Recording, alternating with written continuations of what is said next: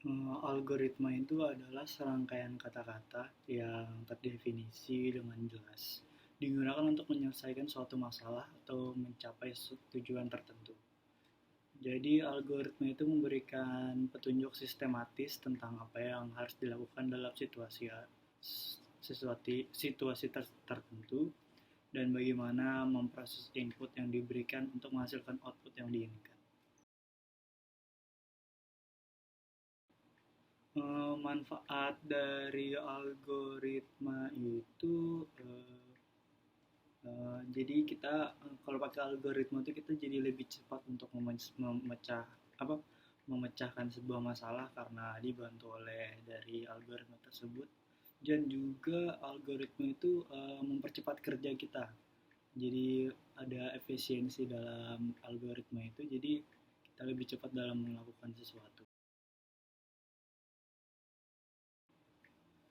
Contoh implementasi algoritma itu kalau di keseharian sih biasanya kalau di HP ya kita lagi main TikTok atau YouTube atau Instagram itu kan kayak apa yang kita suka itu bakal muncul kayak ya misalnya dari kita misalnya suka bola munculnya bola yang ada di Instagram atau TikTok kita.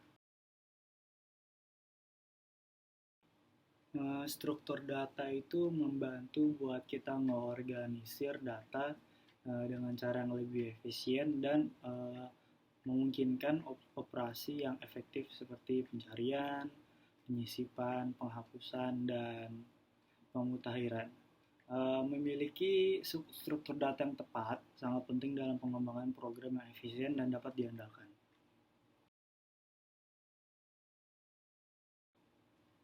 Manfaat dari mempelajari struktur data itu peningkatan kinerja program. Jadi kalau menggunakan struktur data, kita bisa memahami berbagai struktur data. Jadi bisa merancang dan mengimplementasikan algoritma yang lebih efisien, dan juga pemilihan struktur data yang tepat dapat mempercepat operasi pencarian, penyisipan, penghapusan, manipulasi data, sehingga meningkatkan kinerja program secara keseluruhan. Contoh dari implementasi struktur data itu kayak pengelolaan file di komputer. Jadi kalau sistem operasi komputer itu kan menggunakan struktur data kayak pohon atau tree itu untuk menyimpan dan organisir file sama direktori. Jadi struktur data itu memungkinkan pengelompokan file dan akses yang lebih efisien ke direktorinya dan file itu tersebut. Sequential itu secara umum mengacu pada sesuatu yang berurutan atau berjalan satu persatu dalam suatu urutan tertentu. Atau dalam konteks pemrograman, sequential merujuk pada eksekusi atau pengolahan data secara berurutan, di mana setiap tindakan atau instruksinya dijalankan satu persatu secara berurutan. Selection itu adalah proses pemilihan atau pengambilan keputusan berdasarkan kondisi atau kriteria tertentu.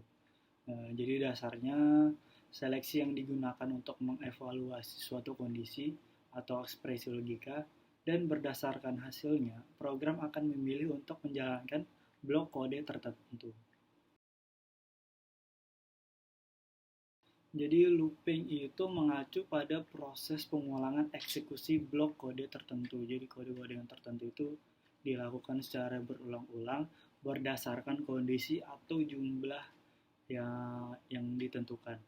Dengan menggunakan loop, kalian juga bisa menjalankan serangkaian perintah secara berulang tanpa harus mengulang kode yang sama secara berulang-ulang.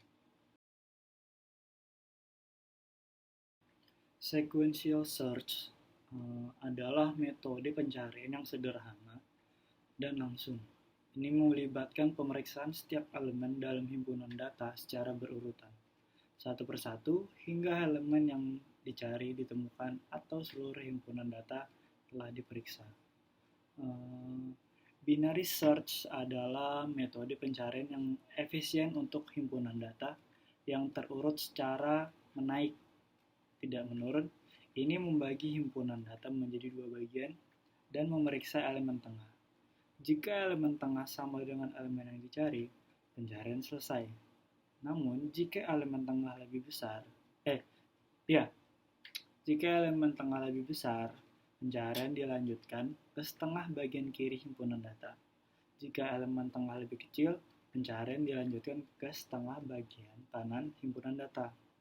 Proses ini diulangi dengan membagi himpunan data menjadi setengah hingga elemen yang dicari ditemukan atau himpunan habis. Berikut adalah contoh dari implementasi sequential search dan berikut adalah implementasi binary search.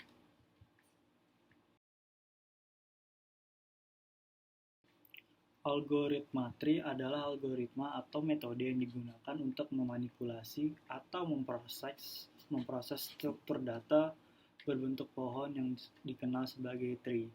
Tree adalah struktur data yang terdiri dari simpul atau node yang saling terhubung melalui tepi atau sisi yang membentuk hierarki atau hubungan induk dan anak.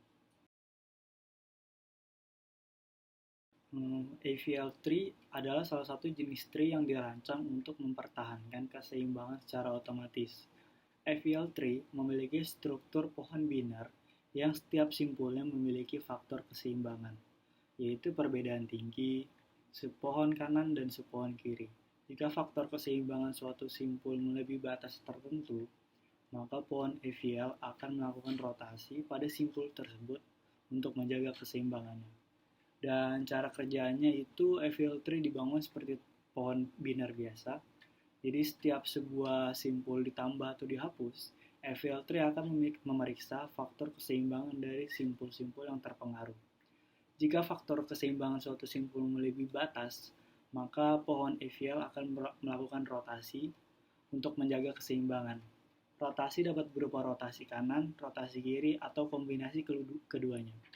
Setelah rotasi dilakukan, keseimbangan pohon AVL dipulihkan dan proses ini dilanjutkan hingga semua pohon seimbang.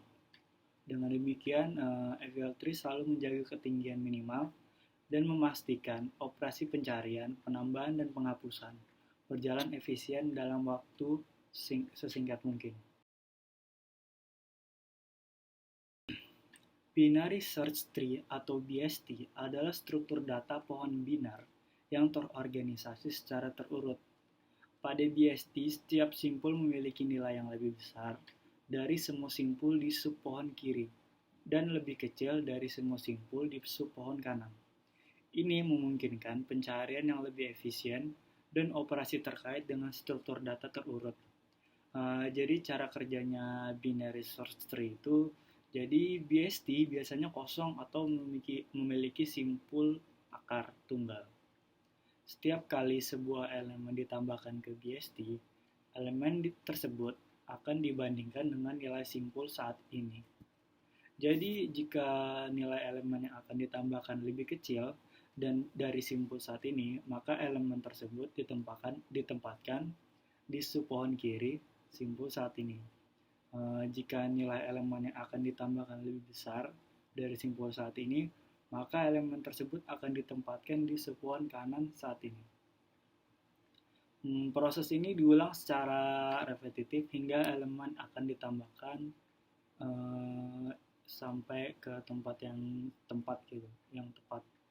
Jadi pada saat pencarian elemen dalam BST, pencarian dilakukan dengan membandingkan elemen yang dicari dengan nilai simpul saat ini dan melakukan pencarian ke subpohon kiri atau kanan sesuai dengan hasil perbandingan.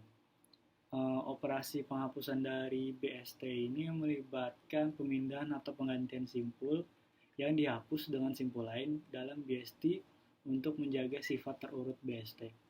Dengan demikian, BST itu memastikan bahwa nilai yang lebih kecil berada di sebelah kiri simpul dan nilai yang lebih besar berada di sebelah kanan simpul. Binary heap adalah struktur data yang digunakan untuk menyimpan koleksi elemen dengan nilai yang lebih terurut. Lebih terkhusus lagi, binary heap ini adalah salah satu implementasi dari struktur data heap yang menggunakan pohon biner lengkap. Jadi cara kerja dari binary heap ini, jadi binary heap itu dapat berupa binary max heap atau binary min heap. Pada binary max, nilai maksimum disimpan di simpul akar, sedangkan pada binary min, nilai minimum disimpan di simpul akar. Pada awalnya, binary heap biasanya kosong atau memiliki simpul akar tunggal. Dan setiap kali sebuah elemen ditambahkan ke binary heap, elemen tersebut akan ditempatkan di posisi akhir heap. Kemudian, elemen tersebut dinaikkan atau diturunkan ke posisi yang sesuai untuk menjaga sifat terurut binary heap. Dalam binary max, setiap simpul harus memiliki nilai yang lebih kecil daripada nilai simpul induknya. Jika nilai yang ditambahkan lebih besar dari nilai simpul induk, maka elemen tersebut ditukarkan dengan simpul induk dan proses pergeseran dilakukan secara rekursif hingga elemen berada pada posisi yang tepat. Dalam binary min, setiap simpul harus memiliki nama yang lebih besar. Dalam binary min, setiap simpul harus memiliki nilai yang lebih besar daripada nilai simpul induknya. Jika nilai yang ditambahkan lebih kecil dari simpul induk, maka elemen tersebut ditukar dengan simpul induk dan proses pergeseran dilakukan secara rekursif hingga elemen berada pada posisi yang tepat. Pada saat penghapusan elemen dari binary heap, elemen yang dihapus biasanya adalah elemen dari posisi akar. Jadi setelah penghapusan, elemen terakhir di binary heap dipindahkan ke posisi akar, kemudian elemen tersebut dinaikkan atau diturunkan ke posisi yang sesuai untuk menjaga sifat terurut binary heap. Jadi yang terakhir itu operasi pencarian, penambahan dan penghapusan elemen dalam binary heap memiliki kompleksitas waktu yang sangat efisien.